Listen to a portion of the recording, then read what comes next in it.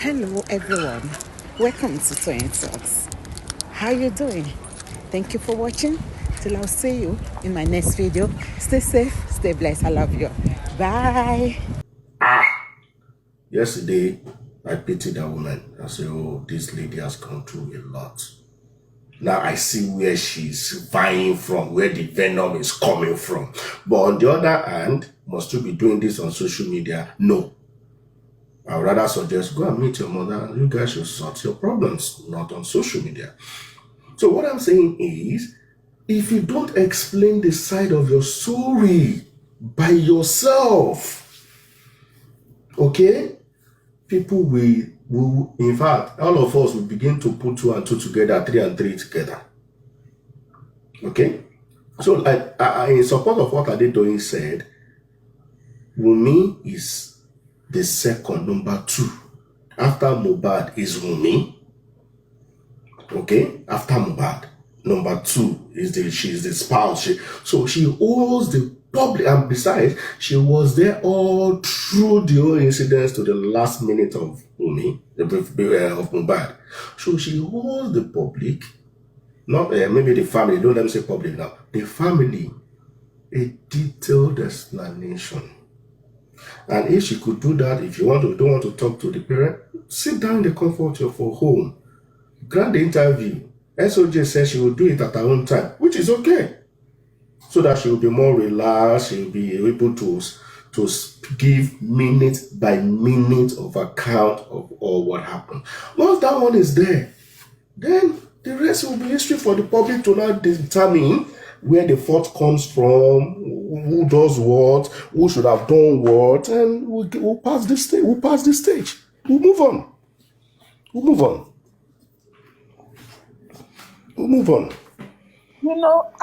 I think, asking her to come out is not to please the public, really. It's to clarify things. And put it on record for life. When you do some, it's good to tell your story so that there'll be clarification. And when there is clarification, the bashing will stop. Because if she comes out and she tells her story, this was what happened, not even in details, this was what happened, then that will correct some things. And if there are people there advising her not to speak, not to come out, I don't think it's good. Because it's now, they've dragged her so much, dragged the son, and look at the sister, look at everything that is going on. It's so, sometimes I sit down and I really want to, maybe fight for her. Yeah, but the point is that with all this that is going on, she hasn't given any detailed explanation. Well, maybe our friends will say that she doesn't owe you guys anything. She doesn't need to speak. But this is not looking good. This is not looking good for her. This is not looking good for the son. Neither is it looking good for the community at large. I think to put a stop to all this, she needs to maybe explain herself. Maybe she needs to explain herself and just say some few words. I did not kill my husband. I didn't do anything to him. This was what happened to him. Okay, all right. Wunmi has spoken, right? Then the community will say, okay, maybe we need to, give her, a breathing space. She has spoken. Breathing space, and, with time. Yeah, or maybe, a space to breathe. So, I do not like the way she's being bashed. I don't like it. Sometimes when I come out and I hear all these words, Ashana, sometimes it hurts me so bad. That why all this? Well, explain yourself. Don't go deep. Just give a statement. And let it be with the guidance of your lawyer. Your lawyer needs to guide you. Tell your lawyer that you want to speak. Speak to your lawyer and let your lawyer guide you. And write down everything you want to say. Write it down so that you don't misspeak. Okay? And just address the public and leave it alone. Because, to some of us that have kids like her, I don't know. It's kind of painful though. It is. Yeah, man. Yeah. What I'm gonna say is this. You see, there shouldn't be any need for anyone even trying to persuade these two families. When I say these two families, I mean Wunmi, her family, and Mohbad's family, to come and talk to the public or to address or to say whatever to the public. If the police, if the state, if the police, if they have not failed in their own primary responsibility, obligation, the accountability, the responsibility that they owe to the people, to the society, if they have not failed in it, there will be no need to try to persuade. We all know that police have failed, so there's no going back on that. Because look, Chairman, let me tell you something. One thing is very clear. One thing is very, very clear. You see the reason why these two families and the people that are involved in this, in the death of Mohbad, the reason why they are not talking, especially these two families, it's because what they have done to Mohbad is evil, is sinister, and they know there's no way they will ordinarily come out to the public to open up. There is no way. It is only if the police, if the state is ready to carry out their own obligation. That is the only way to make these people talk. And if you have witnessed, where Nigerian police, where they interrogate or investigate or question a suspect before, you will understand that you will understand what I'm saying. That this is any investigation. If they carried out investigation of any sort at all, you would have seen that these people, the truth about what they did to Mohbad, either by those that did the job and those that helped to cover up for those that did the job by way of obstruction of justice, everything would have been exposed. These people would have been arraigned. There is no way these people will sit, police will sit them down, and these people will not start saying the truth. But because the state has failed the people, the police have failed the people, that is the reason why we are now at this position to persuade them to talk. Mr. Jack, please, I'm confused. What is the truth, please? Can you please tell us? This Wunmi don't want to say. Can you tell me? Okay, it's simple. Let's go this way. I'm going to ask you a question. Do you believe Nigerian police, they've done a very good job in this case of Mohbad? Yes, sir. Okay, good. Now, do you believe there was a fight article? You have not even answered me. What is the truth, please? No, you need to. No, we'll get to the truth now. You just answer. Can you just? No, I'm not answering. You answer my question first before I answer. I'm going to the truth, but I want you to be the one. No, you answer me first. What is the truth? Because many people in the room, in the house, they already said they are truth. And yeah, we meet to Mohbad already said what happened. Please, can you please tell me what is the truth? I don't want to guess. I want both of us to arrive at it now and agree that we have not. Jack, hold on. One second. Jack, 1 second. Just 1 second. And answer me. Jack, 1 second. SOJ. You said something now that Mama Mohbad too has said her truth, what she knows. All right.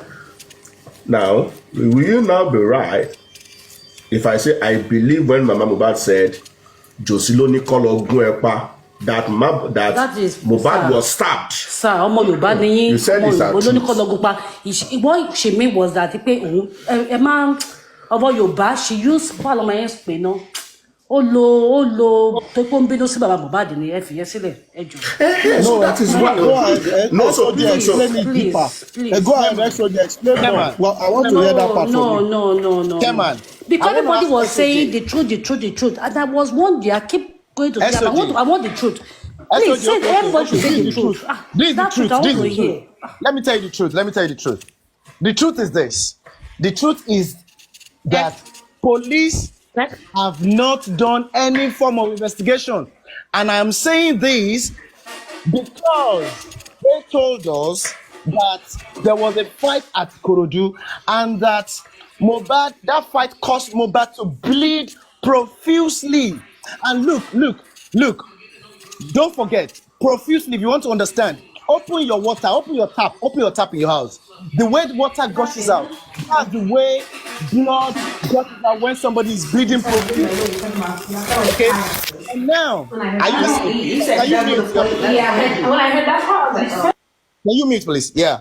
And now, police will not say that they do not understand the meaning of profusely, because I've said something in my analysis before. I said that before somebody can use an adverb of a word in English language, it means that you know the adjective of that word. You have to know the adjective of that word. You can't just use you can't say you know the meaning of decision or decisively without knowing the meaning of decide. You have to know what decide means before you can use decisively. So if police use profusely, they understand what the word profuse means, which is an adjective. So they are not making any mistake. They didn't make any mistake when they said that.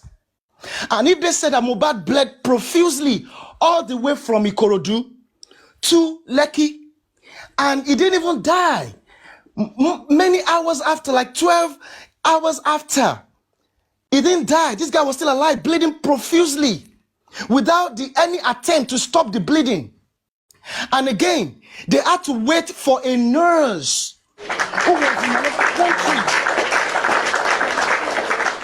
who was in another country at the time to come to Nigeria to come and treat him, because there was no other nurse capable to do the job in Nigeria.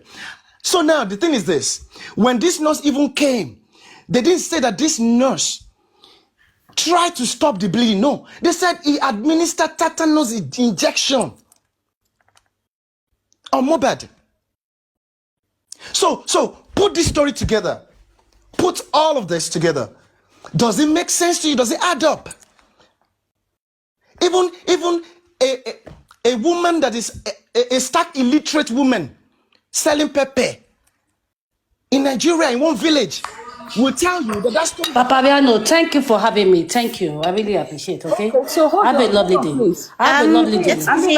Please like before you go down. Please like. And I gave you the truth and you left. You see, it's bitter, man. Truth, they say, is bitter. It's bitter. So the question is, what do you do first? When someone is bleeding, now, Jack, I think you make sense in a way. Because I never looked at it this way. When the nurse came, the first thing she should have done was to stop the bleeding. And we didn't hear that she's tried to stop the bleeding. Did she apply first aid? So the first aid is, first of all, to maybe wash the wounded hand, and then she can maybe apply some, hydroperoxide. Then she can maybe try to stop the bleeding by applying pressure. Did she do that? Why giving, tetanus as the first? Because if Mohbad traveled to England, Mohbad had tetanus, in his blood.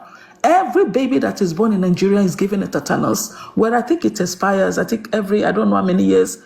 But before you can travel abroad, you need to get some, you will need to have, tetanus injection.